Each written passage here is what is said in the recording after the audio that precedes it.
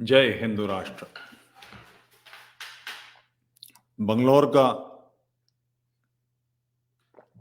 बल्कि कर्नाटक का, बंगलौर से थोड़ा दूर है, स्कूल का जो मामला है ये कुछ सुलझता नजर आ रहा है।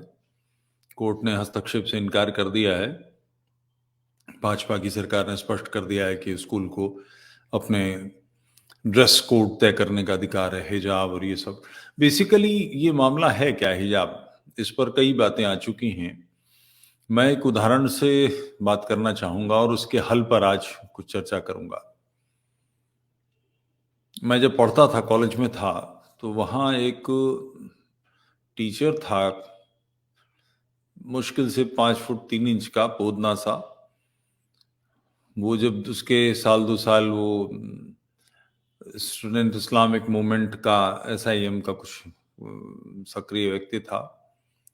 साल 1.5 साल 2 साल 3 साल निकलने के बाद जब उसके पांव कॉलेज में जम गए, तो एक लड़का था बुनियाद अली, उसको जॉइंट सेक्रेटरी का, जहां तक मुझे याद है, इलेक्शन लड़ाया गया।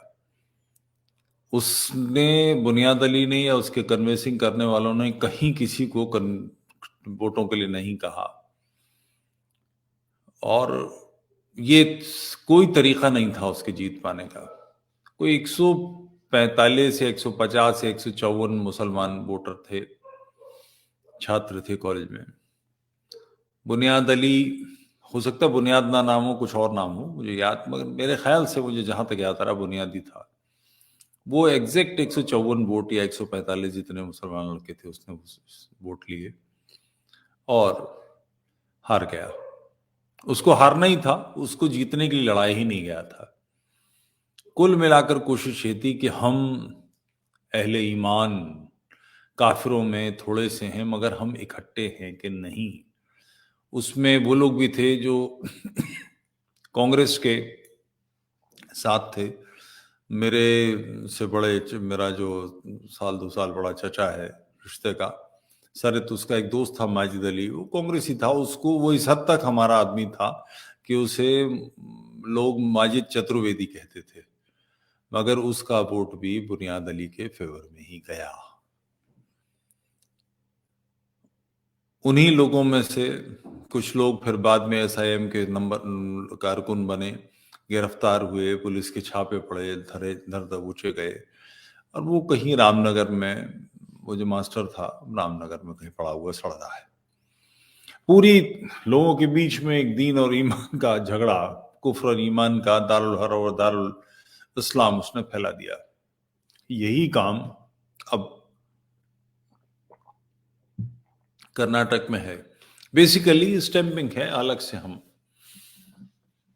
उसके सिलसिले में, मुझे आज एक मेरे दोस्त हैं, उन्होंने मुझसे कहा कि आपको नज्म कहनी चाहिए। तो उस नज्म ने मुझे रास्ता दिखाया इस समस्या के हल की तरफ। मैं वो नज्म आप तक पहुंचाना चाहता हूं। बहुत मशहूर नज्म है, एक जगजीत सिंह जिससे प्रसिद्ध हुए थे, बात निकलेगी तो फिर दूर तलक जाएगी, लोग बेवजह उदासी का सबब पूछेंगे, ये भी पूछेंगे कि तुम इतनी परेशान क्यों हो।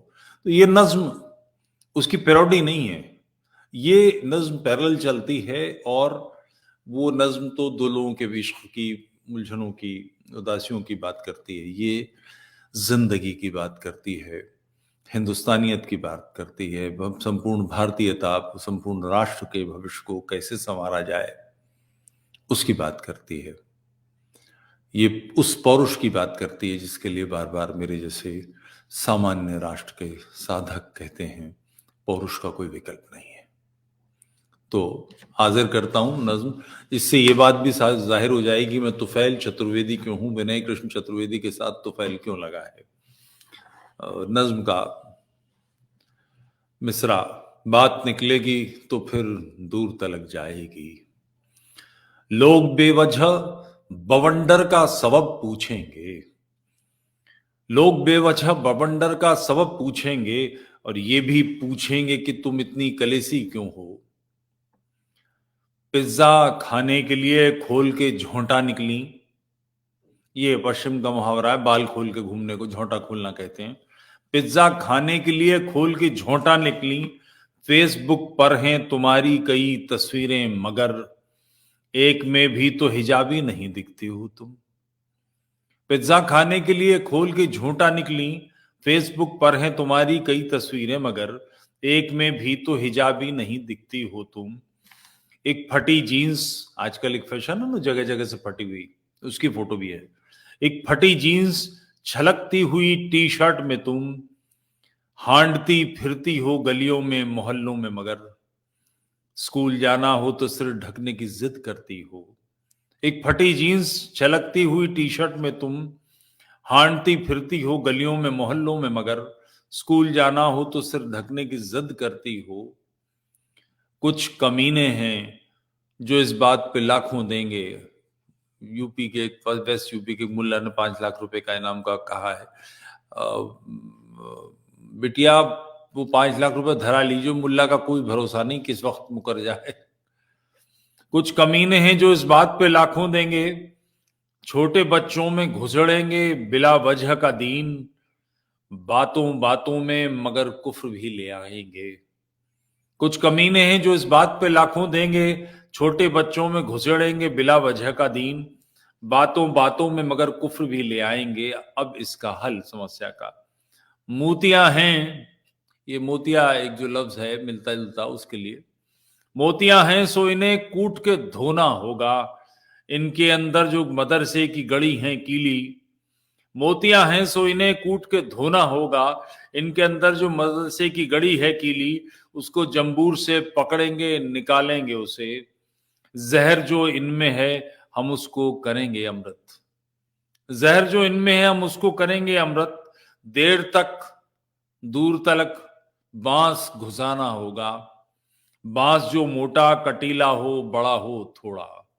जहर जो इनमें है हम उसको करेंगे अमृत, देर तक दूर तलक बांस घुसाना होगा, बांस जो मोटा कटीला हो बड़ा हो थोड़ा।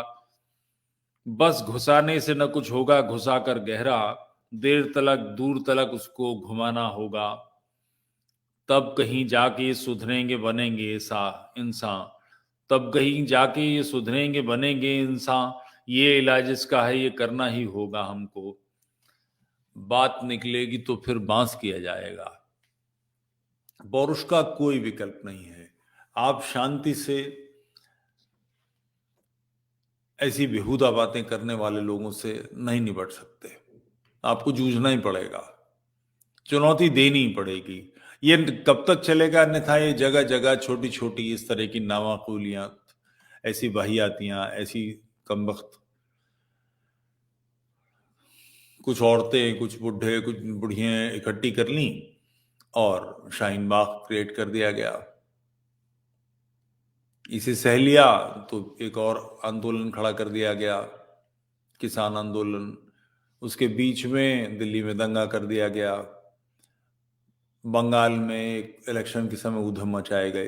तो ये पौरुष का कोई विकल्प नहीं है, जूझे बगैर ये काम नहीं होने वाला है। लड़ना अनिवार्य है, जूझना अनिवार्य है, ये राज्य का कार्य है। शांति व्यवस्था बनाए रखना, समाज को समरस करना राज्य का कार्य है। हल यही है, बात निकलेगी तो फिर बांस किया जाएगा। यूट्यूब चैनल तुफैल चतुर्वेदी को सब्सक्राइब करें, लाइक करें, सहयोग करें। जय हिंदू राष्ट्र।